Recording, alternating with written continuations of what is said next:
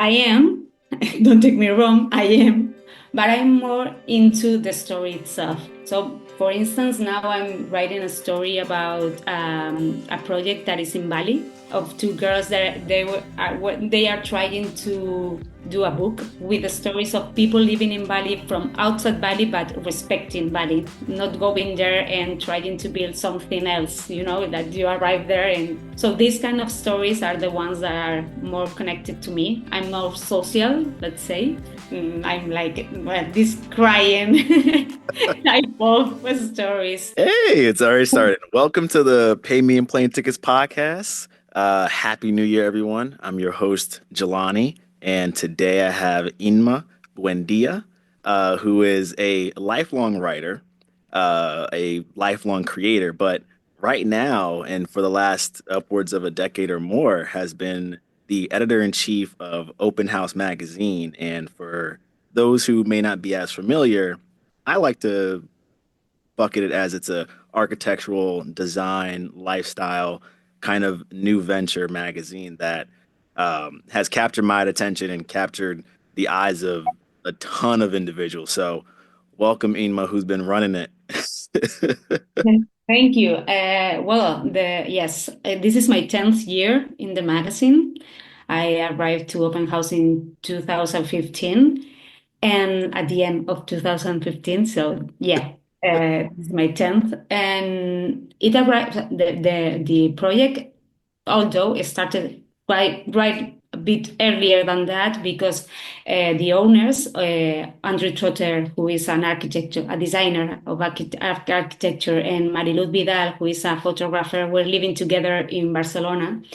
And they were selling a flat, and it was a very nice flat, very big and nice flat. So Mariluz, as a photographer, was like, okay, I'm all the time going to galleries, offering my work and trying to have an exhibition. Why not to do it at home? So they started setting open their house, and there were a lot of people coming there and going, and they received for 3 years, I guess, if I don't remember wrong, more than 3,000 people.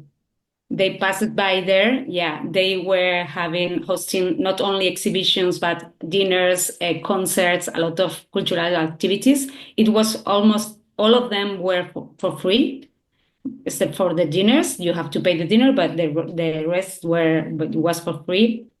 And so they got to know a lot of similar projects all around the world. So they say, okay, there's a lot of people opening their private spaces just for sharing, for knowing people, without any no penny coming and or going. So they were like, okay, let's do a magazine that could be a very nice project to do it. And they launched it with crowdfunding. It was a Kickstarter. Wow. Yeah. Yeah, and from that on, there has haven't been an investor, and we've been like paying one magazine with another, and then started to have more and more money with more publishers, and Yeah. so it's quite an interesting and travel a journey in itself. It's yeah, no, it's and that's actually shocking to me to hear that because you rarely hear that. Nowadays things are practically self-funded. It's still like this. Um, it's truly private in the like the way the operation was working, especially from like a financial standpoint. But that's beautiful to see because most times when you see other parties get into it, it kind of loses that appeal or that authenticity or whatever. Compromises are made and such, but I've noticed, at least with the publications that you guys lovely put out, it definitely has that authentic and very real feel to anything you guys are presenting on the page. So I'm very shocked to hear that. I'm Yeah, glad. yeah. It has evolved a lot. I mean, it has more match pages, and then we added some sections. We kind of been specialized because nor Mariluz or Andrew have done this before. They didn't know how to do it, so they have been learning by doing. And I arrived when they were doing the fourth issue. So yeah, well, it has a lot, and so it's like our baby, you know. We Right. are like so into it. So It's it's growing. It's growing too. Uh, about yourself, did you always want to be a writer and become an editor in chief as in some way? yeah. I mean, I've been always like playing myself with my sister. I have a twin sister, and we are the last of four. So, you know, when you are the last and you have someone else to be playing, so they were like, okay, they are fine, you know. Yeah. So we play a lot with each other. So we play like recording ourselves with tapes, like pretending to be in a radio program, you know, Oh, because radio was always playing in my home, like forever. TV actually was not very well received. Is what my mom was like, "You are on the TV? What? It's such a waste of time. Why?" So they were always with radio, with music, someone like something like that, and we were playing the same things that we were hearing all the time. You know, like being like, "This is the top one. This is the top two of our week," and this kind of stuff. So I was always trying to be a communicator mhm. because it has been something like was super present in my life from the very beginning. Then writing as well. I was like writing pieces with my sister as well. She's a psychologist, I have to say. She's a writer. And then yes, I mean I've always been like for a brief moment of my life I was thinking about being a photographer because I love culture in general, music, photography, this kind of stuff. So being a journalist Yeah. makes sense that this joined all Yeah. together. So I'm not a journalist of be now like it's like trying to unveil something in the breaking news or something like that.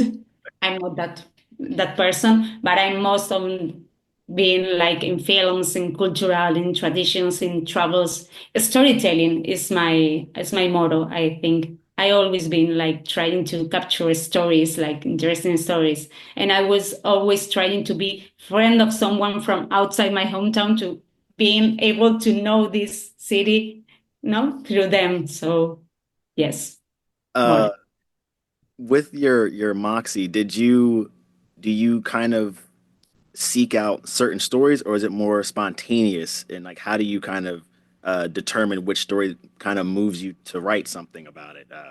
If I'm The explaining, ones that I write or the ones that are published in the magazine, you mean? let's go The for the ones that you write, and then that I write. yeah, I don't know. There's some mixture, but I mean, there's a point that normally people in general, or for example, my bosses, no, they have. He's a designer, an architecture designer. So when we are going to interview an architecture, he's super into it. I am, don't take me wrong, I am, but I'm more into the story itself. So if that architect is has a interesting story behind because has no, he had a very tough childhood. I don't know. I don't want to be dramatic. No, something more interesting, but something else that is the things that moved to me. So, for instance, now I'm writing a story about a project that is in Bali of two girls that they are trying to do a book with the stories of people living in Bali from outside Bali, but respecting Bali, not going there and trying to build something else. That you arrive there and yeah, it's they're a not thing. trying to change the environment. Exactly. So these kind of stories are the ones that are more connected to me. I'm more social, let's say. And yeah, I'm like this crying type of stories. And another one that is going to publish in the next issue is another one that is from about a photographer that is called Yosigo.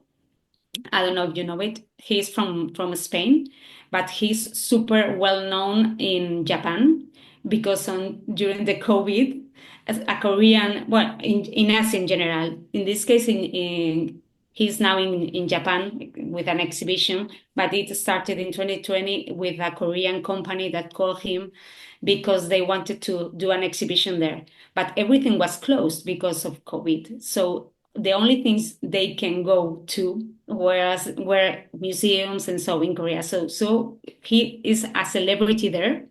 When he got to Oh, really? finally got the opportunity to go there, he was signing yeah He's pictures. basically He's a famous. celebrity. Yeah. So super interesting story as well, super funny. It was like, wow, imagine. And here is like when he comes back to his hometown, it's like nobody cares, you know. It's like, Right. why they love you so much?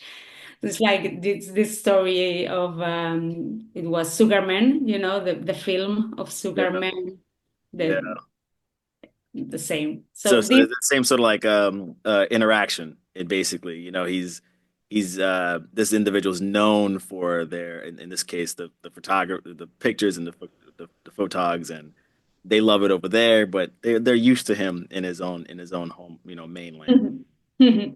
Oh, it's interesting. Okay. super, super. When it comes to so we understand with you, it's more the stories, the touching stories is kind of what moves you. But I'm very sure the publication has a different sort of uh, methodology. So how does Open House sort of curate which stories can kind of fit the particular issue that you guys want to print out? It's tricky. We discuss a lot because we are always trying to move to into something that is us. I don't know how we've been building this thing that is us, you know, because sometimes it's difficult to know yourself and at the same time be having something new. But the core of the magazine still is talking about places that are open to the public. So we focus on art residencies or something like yeah, cultural somehow. Then we have sections like always talking about people. Normally they are designers or in this case the photographer, yo sigo. And then we have an architecture story always that actually normally is a foundation or something like that.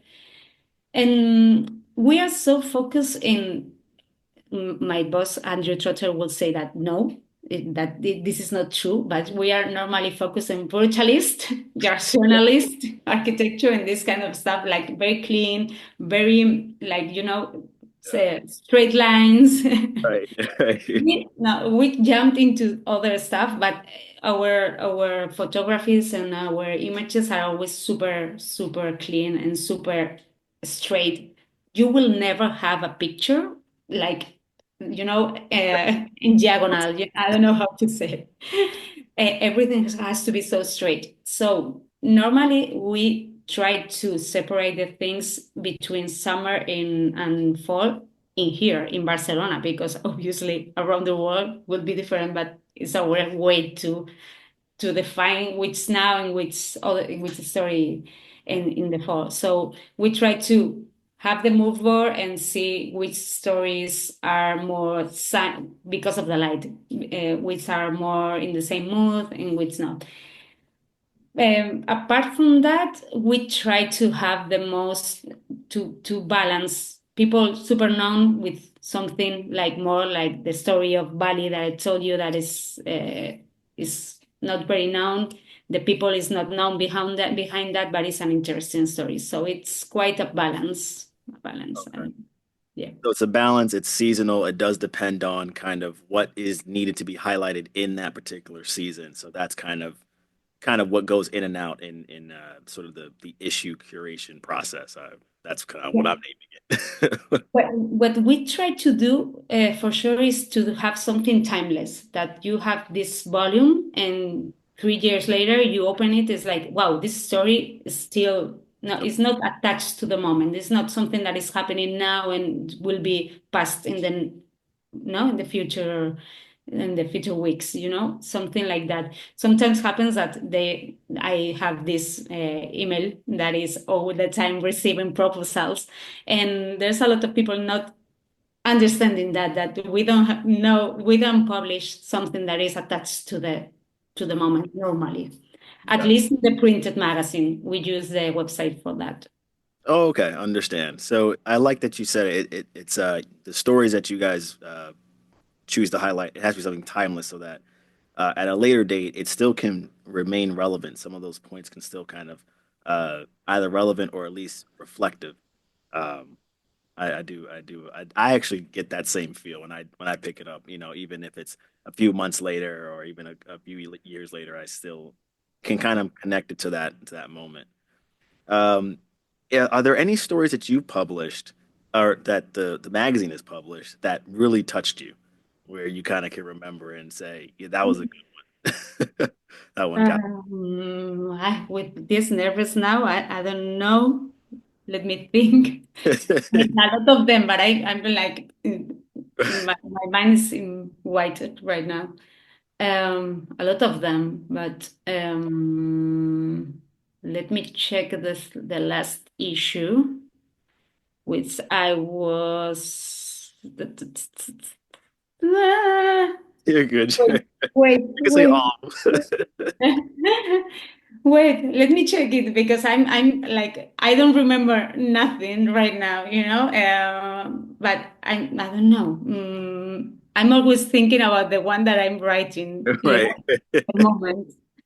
A lot So, uh, a lot of artists have that same way of thinking, and where it's the most important one is the one that they're working on right now. And not to say the others aren't important, it's just they're in the you live in the present. Like, okay, I'm in this moment. This is what I need to. This is what's important to create right now. yeah.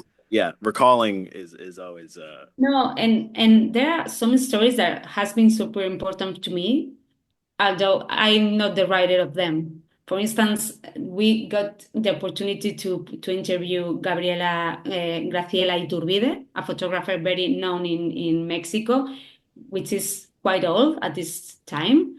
And we got to the house and got the opportunity to be with her for a long time. And her son, he is Mauricio Rocha, who is a known architect as well, and that was super interesting. I had to edit a lot because we had a bunch of information, you know, and it was something super interesting to me and super proud of have that story in our pages. But I don't remember right now. So every time it's like, wow, this is super cool, but I don't remember. I mean, and I interviewed Frida Escobedo, which is a very interesting yeah. architect. Yeah, I recall the one, the first photojournalist woman in Spain. Yeah, yeah. That's a pretty big name drop right there. Yeah, Joana Viernes, that was in the 60s, very well, the first woman who was up to be a photojournalist in Spain. I had the opportunity to interview her. She passed away like 3 years later, so was like at the very last chance to meet her, and it was super interesting. And there's a bunch of information right after that because she was aside. She left the photojournalism for decades until one guy discovered her photos and push it and put it in a in an exhibition. So we got to know her, interview her, and so, and that was very important. And I always have her in mind. Not in this moment. Right. I was blocked for a while, but yes, that has been one of the most interesting ones. One of the most interesting ones that you can recall, and Yeah. that was beautiful. Yeah, there's a lot that she had contributed and at least meant, and was very influential. Um, when it comes to open house magazines, you guys only drop about a few issues, maybe a year or over time. So why is it that the process? Is it kind of it just takes that much more time and effort to really put a lot of thought into each page and into each editorial, or is it kind of just part of the methodology? Just hey, we just do a couple a year.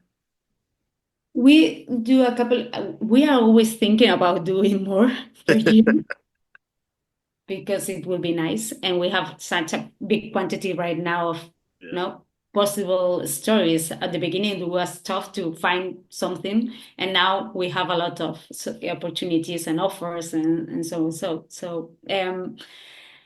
I mean, it's hard. We have a not a very big team, and the point is that from a certain point we start to do or to launch a brand that is Open House Studio that try to answer some questions or some necessities that the magazine had at that time. Because sometimes the publishers had some advertise or some photographies that were not that good. And as Mariluz is a photographer, I was like, hey, I can do a photo shoot super cool that will fit in the magazine. So we started to do this kind of services. Then we started to do events for them, you Right. know. So the part of Open House Studio started to grow.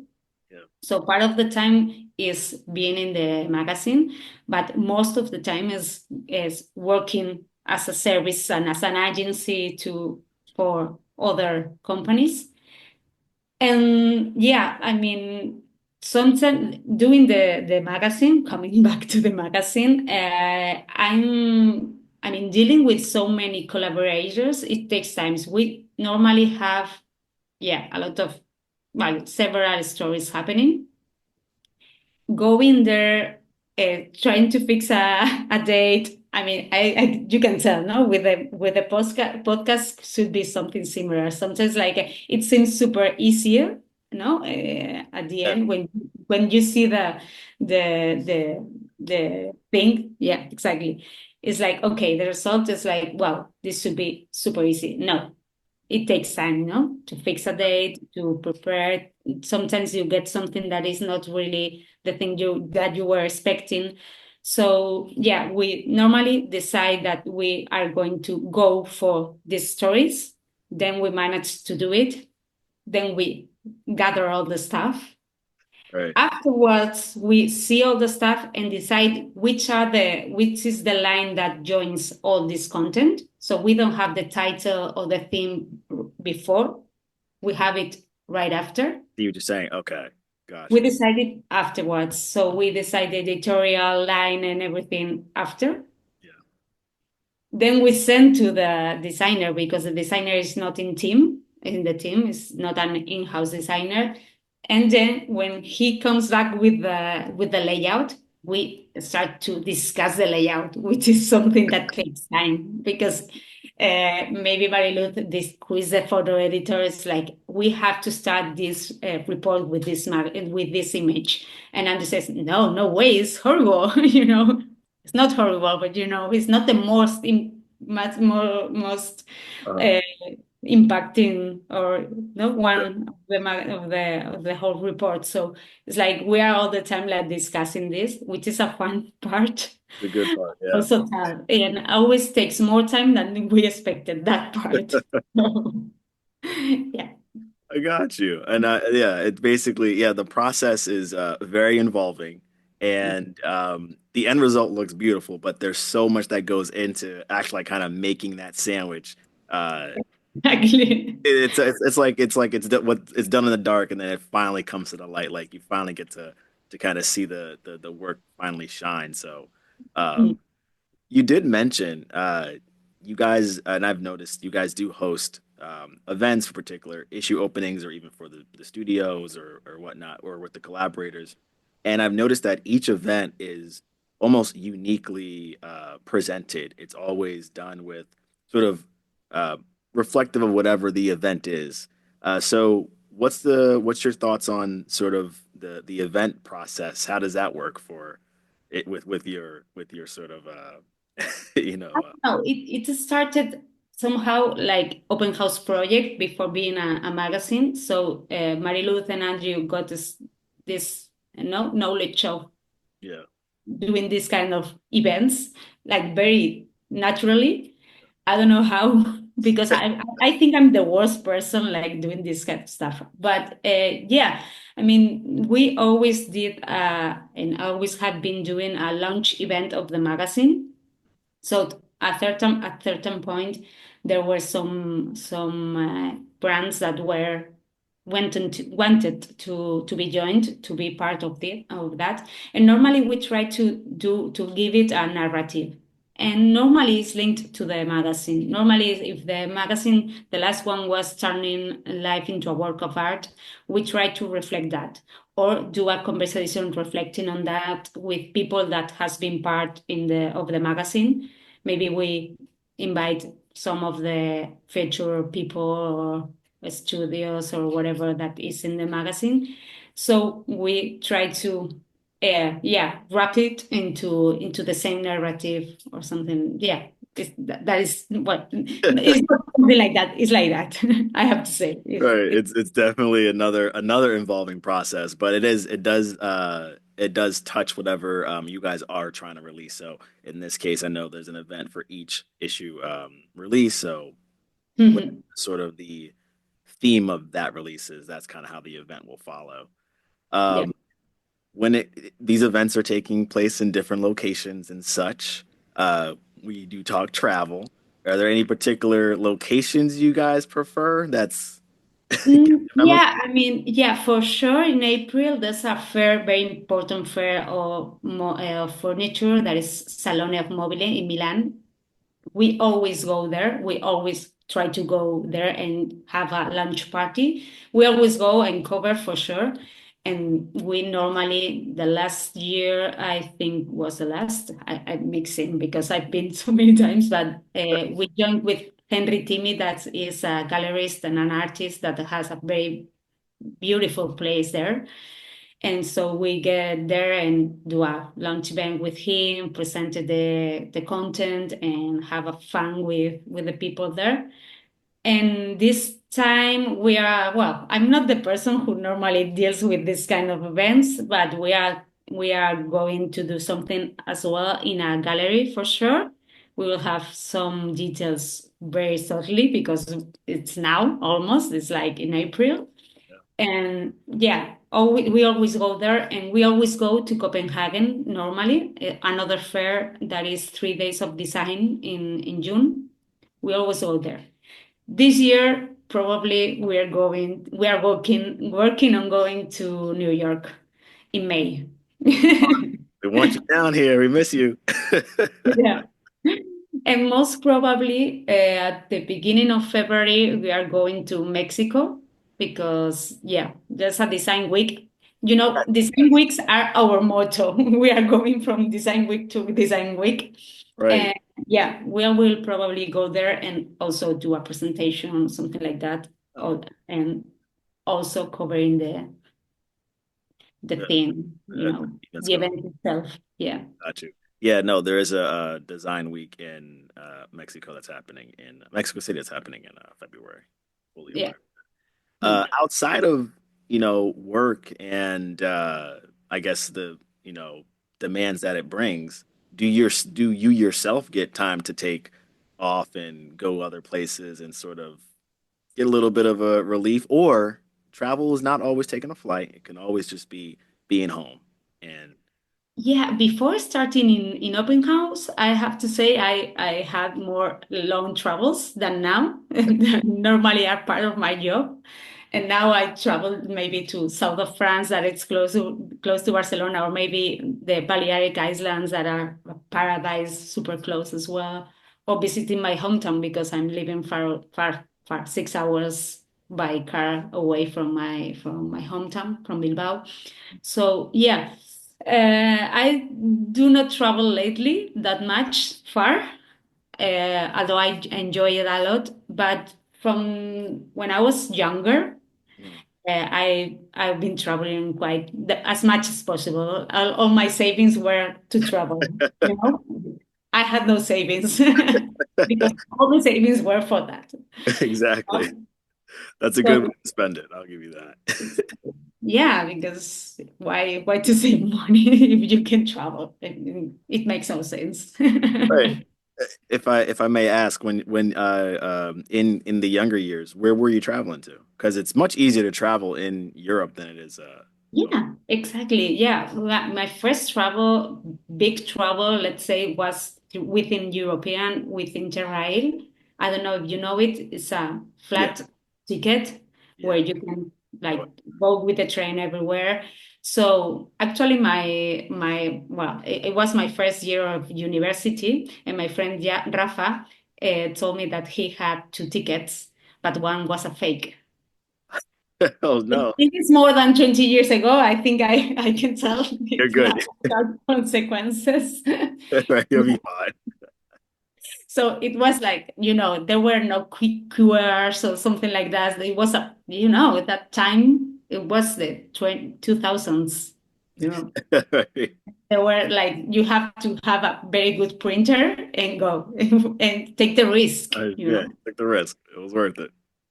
So we did it, and we went to Paris, to Cologne, to Frankfurt, Amsterdam, and it was like, wow, I like this. That was my first like, wake up call of, this I like to go here and there and have several stops in a one trip because I'd rather been in several places than being just one place, like standing and being like relaxing. I can do that, but for 5 days, not more. Yeah, interesting. Okay. Like I have to be in movement. So yeah, that was the first one. Then I went to Buenos Aires as Oh, well, to Argentina.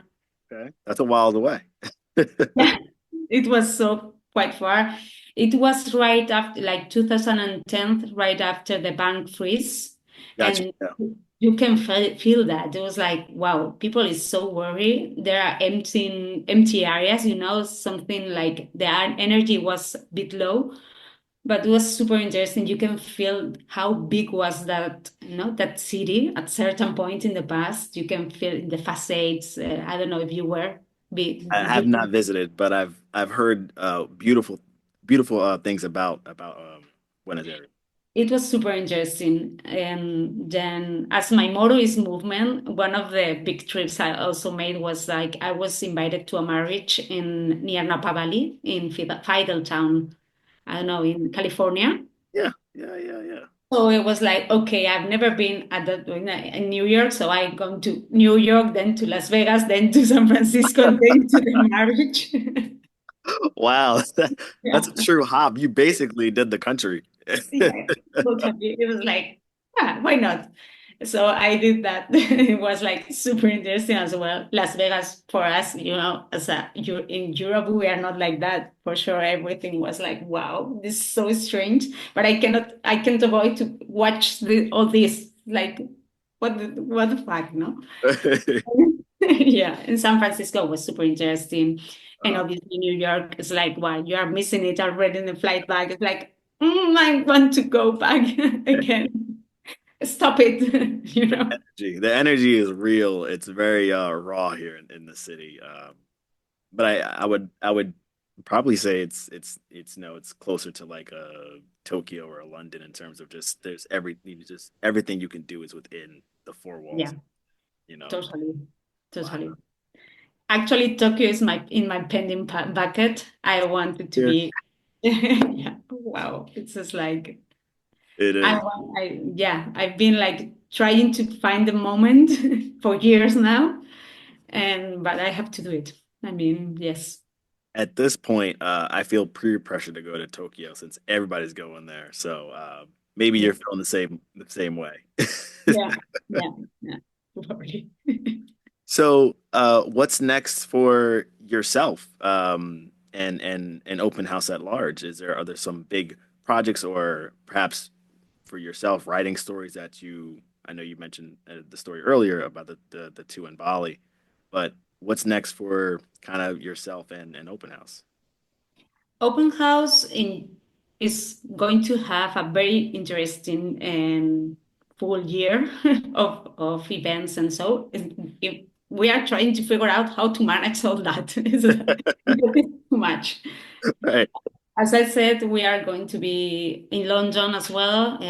London, Copenhagen, Milan, I don't know where, New York, everywhere, almost everywhere. Mexico, in 4 or less weeks, and yeah, it's going to. I mean, also as a studio, it is arriving a lot of work because narrative, a lot of furniture brands are coming to us to try to narrate themselves and try to figure out how to, no, do a storytelling Get, of. yeah, get into that space as well. Yeah.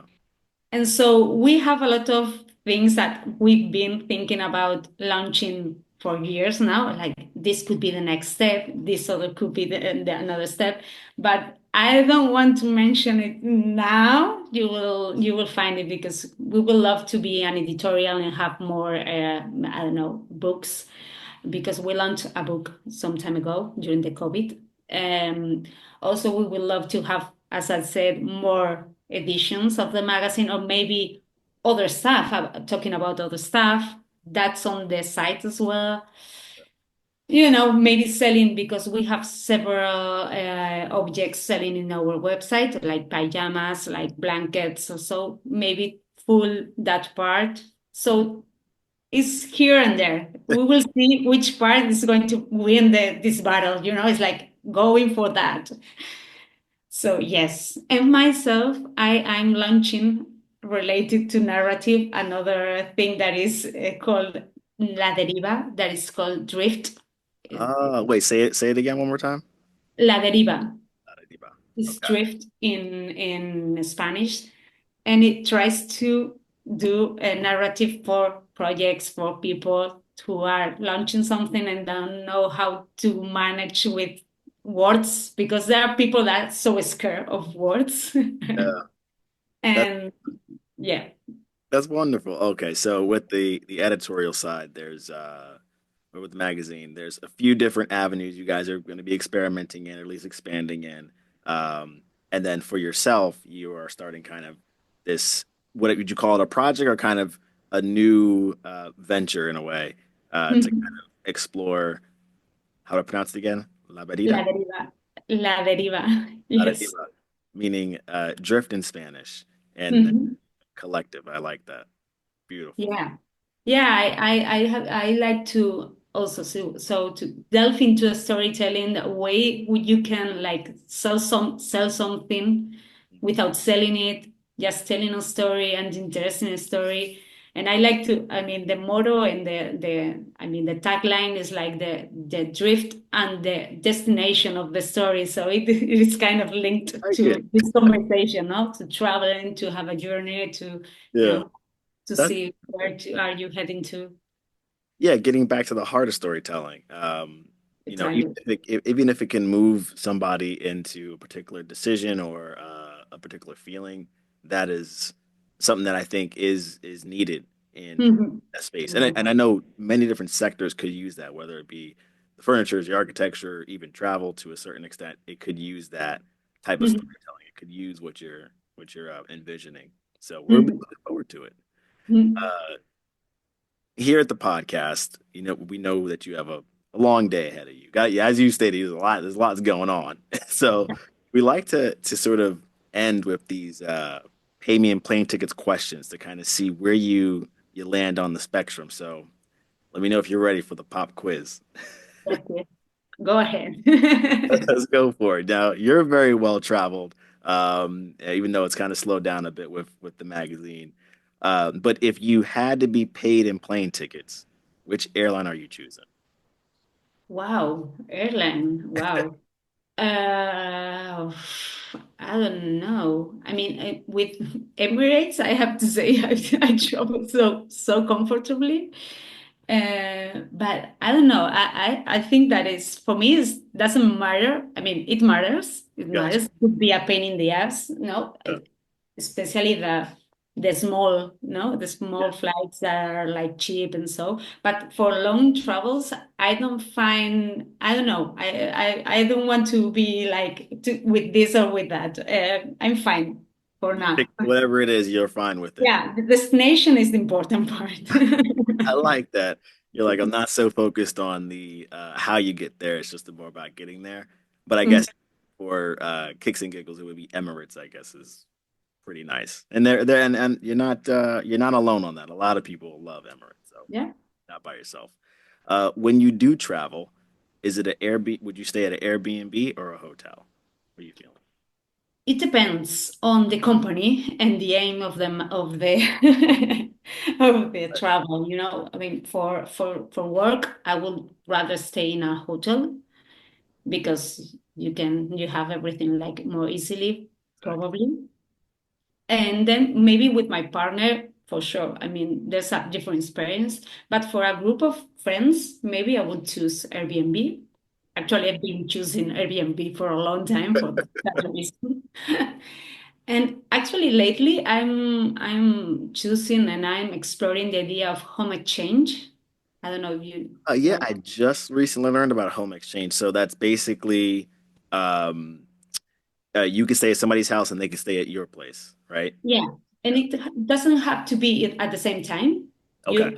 You can have two houses and just lend one and have points for using in another travel.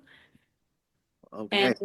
and it's really, I mean, I'm like being so fascinated about the community because it's so nice, and the platform itself, they are super caring about you, about if everything is right, if there's an alert of something. I found it so far, I'm there for a year or so now, super interesting and super comfortable, and it's a different way of Yeah.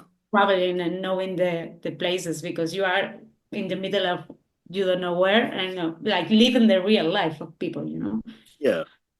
No, again, I just recently learned about it, and everything that you're saying is what has been, sort of told to me that it's kind of bringing back that family, neighborly type of, sort of travel in a way where not so, it's not so business oriented, but it's also not so like Airbnb-ish. It's kind of more of like visiting your family's house. That's So comfortable. In this might be only for my for our American uh, listeners or even guests, but is there a particular travel credit card that you use for points or miles, or is it just like me, just cash? yeah. No, here in Spain, it's not that common, this way of traveling with credit cards. Well, in general, it's not Yeah, that common to have credit cards for everything. So we have it eventually for some stuff, but it's eventually, this is a false friend. This is this is a false friend. No, we have it, but not for these reasons. We normally to have it. Obviously, I travel with it because normally in a hotel or something they are asking me for the credit card, but we are not. I mean, I have for miles or so. I have my profile in the company, the flight company.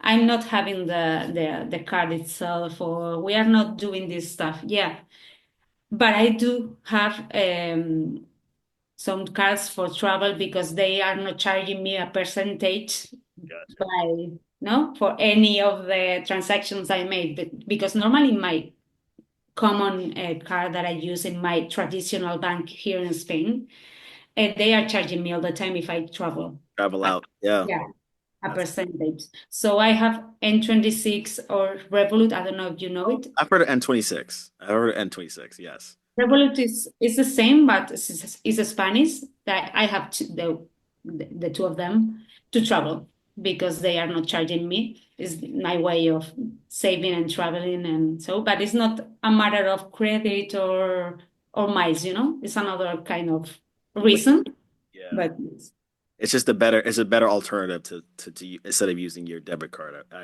I can understand that, and I agree with that. Um, mm, we talked about the good things in terms of travel and our experiences, but do you have any travel pet peeves?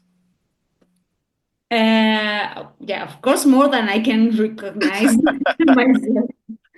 But I don't know. I can in my mind appears like this idea of just right arriving to the place, still in the plane when people is like already like going to grab their things. It's like, no, I mean, we are not going anywhere. I mean, it's not open, even open the doors. And they just stay still, they're staying all the time, like with this nervous, like Wow, it's so easy. I mean, we are going to be outside at the same time for sure. I mean, maybe there's a bus waiting for us outside. Yeah. You are not alone. Everybody, at least most who come on this podcast, have stated that the hopping up as soon as the plane lands is just it's just annoying at this point. When you do travel, is it a carry-on or a check bag? Carry on, carry on, carry on. Yes, Carry on. yes. There you go. Every time I travel, I'm more convinced of less is more. And yeah, and you are not going to be prepared for everything that will happen there. So Might as well. I be love relaxed, enjoy. If something is you need something, you will buy it, or because something I've learned as well is like you are not always are not prepared. I mean, every city also is has its own personality, so you are not all you are trying to be in your best look. You know, you're having a good style, and you are not in the style of this city because this city has its own style. You know, it. Exactly. so Yes. so normally bet for a pair of jeans and some sears, and yes, and go ahead, but simply. When you do fly, is it a window, aisle, or middle seat? What do you Yeah, middle for sure. No, I hate middle. No, no, no. Well, if it's short, I will rather stay in the window to see the views. Yeah. But if it's a long journey, I mean, 12 hours, try asking for going to the bathroom, to Yeah. go out to the bathroom, or, it's better to be close to the corridor, close to everything, and be more free.